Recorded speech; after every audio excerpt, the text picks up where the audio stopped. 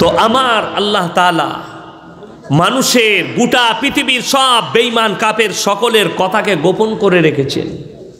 আপনি অবাক হবেন, এই লকডাউনের সময় দেখেছিলেন ভারতের যারা জ্ঞানী মানুষ তারা জানে ভারতে যে করোনা ছড়িয়েছে সেটা কোথা থেকে। বেঈমান কাফেরকে জিজ্ঞেস করে, এরা বলবে দিল্লির নিজামুদ্দিন থেকে। বেঈমান কাফের, তার মধ্যে একটা হারামখোর আছে, তার নাম হচ্ছে অর্ণব গোস্বামী। দেখেছিলেন সে মিডিয়াতে কি বলছিল তখন, কাহা হ্যায় এ মৌলানা সাদ, इसको निकालो, अभी तक क्यों जेल के कुठरी में गए नहीं। একটা মৌলবীকে জেলে ভরার স্বপ্ন দেখেছিল। যারা হক পথে থাকবে তাদের সাথে আল্লাহ আছে, জোরে বলুন সুবহানাল্লাহ। আসল করোনা ছড়িয়েছে ডোনাল্ড ট্রাম্পের সভা থেকে, আহমেদাবাদের সভা থেকে। আসল করোনা ছড়িয়েছে বিদেশ থেকে মন্ত্রী আমলাদের বেটাদিকে প্লেনে করে এনে ভরে দিয়েছে। আর যদি বাপের বেটা হয়, আমি রাজ্য সরকারকেও চ্যালেঞ্জ করলাম আর ভারত সরকারকেও চ্যালেঞ্জ করলাম, একবার চারটা টাঙিয়ে দাও কতগুলো মুসলমানের করোনা হয়েছে আর কতগুলো হিন্দুর হয়েছে, কতটা দাসের হয়েছে, কতটা শিডিউলটের হয়েছে। একবার লিস্ট টাঙাও। যদি তোমাদের বুকের পাঁটা থাকে, আল্লাহর রহমতে মুসলমানদের করোনা 80% 85% হয়নি। জোরে বলুন সুবহানাল্লাহ। কেন? বিশ্ব স্বাস্থ্য সংস্থা বলেছে তারা প্রথম নিদান যেটা দিয়েছিল করোনা থেকে বাঁচার প্রথম ওষুধ, সেটা কোনো দাওয়াই নয়, ইনজেকশন নয়, কোনো প্রোডাক্ট নয়, তারা একটাই প্রোডাক্ট দিয়েছিল, বেশি বেশি করে তোমরা হাত মুখ ধুবে। জোরে বলুন সুবহানাল্লাহ। উজু করার সময় কবার মুখ ধুই? 3 বার। 3 বার হাত, 3 বার চেহারা, কানেতে আঙ্গুল দিয়ে মাসাহ করা হয়, পায়ে দাড়িগুলো খিলাল করা হয়। দাড়ির ভেতরে যদি আমাদের কি থাকে, জীবাণু থাকে, বেরিয়ে গেল। দিনে কবার উজু হয়? 5 বার। বিশ্ব স্বাস্থ্য সংস্থা বলছে যারা 5 ওয়াক্তের নামাজ পড়ে তাদের কোনোদিন করোনা হতে পারে না। জোরে বলুন সুবহানাল্লাহ। কোনোদিন স্পর্শ করতে পারে না। এ স্বপ্ন দেখলো মৌলানা সাদ সাহেবকে জেলে পাঠাবো, মুসলমান দিকে বদনাম করব। আল্লাহ তাআলা তার প্রকাশ করে দিলেন, কোরআনে আছে আমি আল্লাহ প্রকাশকারী, তুই ইসলামকে বদনাম করবি। আল্লাহ প্রকাশ করলো, হারামখোরের ঘাড়ে ধাক্কা দিয়ে মহারাষ্ট্রের পুলিশ তাকে জেলের কুঠরিতে ভরিয়ে তাকে 10 দিন জেলের হাওয়া খাইয়েছে। আমি মহারাষ্ট্রের পুলিশকে স্যালুট করি। বাল ঠাকরের বেটা উদ্দেব ঠাকরেকে আমি স্যালুট করি।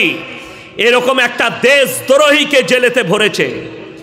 এখনো পর্যন্ত অবাক লাগে, মুর্শিদাবাদের ডমকলের মাটিতে 3টে যুবক ঘরের চেম্বার খুলেছে, পায়খানা চেম্বার তৈরি করছে। হে হারামখোর মিডিয়া বলছে এটা গুপ্ত সুড়ঙ্গ তৈরি করেছে। অবাক লাগে। 3টে ছেলের কাছে 3টে জাকির নায়েকের বই বেরিয়েছে। তো এরা হয়ে গেল টেররিস্ট, এরা হয়ে গেল আতঙ্কবাদী। আর 300 কেজি RDX XUV 500 গাড়িতে ভরে নিয়েছে, 40 জন সেনাকে হত্যা করে দিল। আর তার নায়ক হচ্ছে অর্ণব গোস্বামী। প্রকাশ হয়ে গেছে, যারা ইন্টারনেট আর ফেসবুক চালান তার হোয়াটসঅ্যাপ চ্যাট প্রকাশ করেছে মহারাষ্ট্রের পুলিশ। আমি চাই যদি মহারাষ্ট্রের মতো পুলিশ যদি গোটা ভারতবর্ষের সব রাজ্যে হয়, জেনে রেখে দিবেন এই দুর্নীতিবাজরা শেষ হবে। আমি সব থেকে ভালো পুলিশ দেখেছি, পুলিশ অফ মহারাষ্ট্র। 2টো ছোট যুবক যদি মারামারি করে তো তাদেরকেও বেলের পাট্টার মার দেয়। তাদের কাছে আইন আছে। দেখেছিলেন? অবাক লাগে আমাদের দেশে একটা মেয়ে ধর্ষণ হয়ে যায়, তার পরিবারকে খুনের হুমকি দেওয়া হয়, তার জন্যে তার ঘরেতে Z+ বডিগার্ড দেওয়া হয় না। কিন্তু একজন খালি ইসলামের বিরুদ্ধে বলার কারণে কঙ্কনা রানাওয়াত একটা বেশ্যাকে ফিল্মের নাচনেওয়ালি বেশ্যার জন্যে ZY+ বডিগার্ড দেওয়া হচ্ছে, ফিল্মের নাচনেওয়ালি একটা বেশ্যা। আরে যদি Z+ বডিগার্ড দেওয়া দরকার ছিল তো মোল্লা সাদকে দেওয়া দরকার ছিল। যদি Z+ বডিগার্ড পাবার কেউ যোগ্য হয়, মোল্লা আরশাদ মাদানী সাহেব যোগ্য। এদের জানা নেই যারা দেশের জন্য কিছু করেছে, যারা দেশপ্রেম দেখিয়েছে। আল্লাহর কসম করে বলছি, তোমরা হাজারো চেষ্টা করবে, ইসলামকে দমন করতে পারবে না। জোরে বলুন সুবহানাল্লাহ।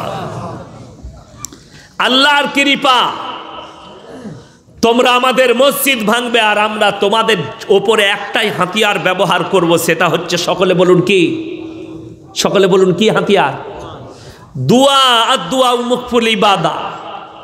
আমরা দোয়া করব, আল্লাহ তুমি এদিকে হিদায়েত দাও। জোরে বলুন আল্লাহ, সকলে বলুন আল্লাহ এদিকে হিদায়েত দাও। জোরে বলুন আমিন। আল্লাহ তুমি এদিকে হিদায়েত দাও যারা মসজিদ ভাঙছে। এই দুয়ার বাদাউলতেই মোদি অমিত শাহ তোমরা খোঁজ লাও, তোমার বাবরি মসজিদে প্রথম হামবারটা যে চালিয়েছিল বলবীর সিং, আল্লাহ তাকে ঈমান দান করেছে। জোরে বলুন সুবহানাল্লাহ।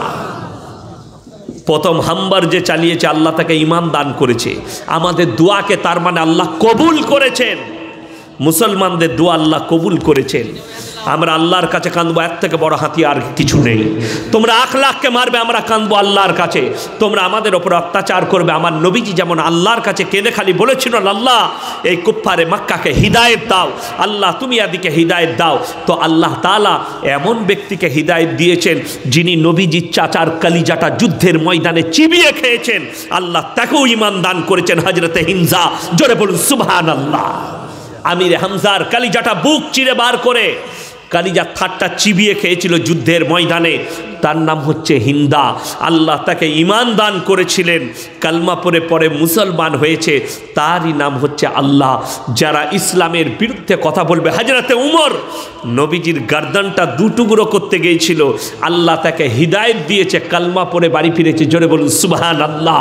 আমরা দোয়া করব, আল্লাহ মোদি সাহেব যখন এত লম্বা আমাদের দেশের প্রধানমন্ত্রী দাড়ি করিয়ে ফেলেছে, তো আল্লাহকে কলমাটাও পরিয়ে নাও। জোরে বলুন না আমিন। আল্লাহ কলমাটাও ওকে পরিয়ে নাও। আল্লাহ দিলীপ ঘোষকেও ঈমান দান করো, আল্লাহ একেও কালমা পরিয়ে নাও। এই দোয়া করব, তার থেকে বড় হাতিয়ার কিছু নাই। তুমি আমাদিকে মারবে, আমরা দোয়া করব। দোয়ার থেকে বড় জিনিস আর কিছু আছে না, আর আল্লাহর মারের থেকে বড় জিনিস আর কিছু নাই। আল্লাহর যে কি মান, সে অর্ণব ঘোষ আমি বুঝতে পেরেছি। তবে একটা কথা বলি, আজকে সবাই নিয়ত করুন, আমরা মুসলমান ভাই মুসলমান হব। জোরে বলুন ইনশাআল্লাহ। আল্লাহর কাছে কাঁদুন, আল্লাহর জন্যে কাঁদুন, আল্লাহকে ভয় করুন। আজকে আমাদের নীতি রীতি, চলা ফেরা, উঠা বসা বেঈমান আর কাফেরদের মতো হয়ে যাচ্ছে, তাই আল্লাহ আমাদের দোয়াকে কবুল করছে না।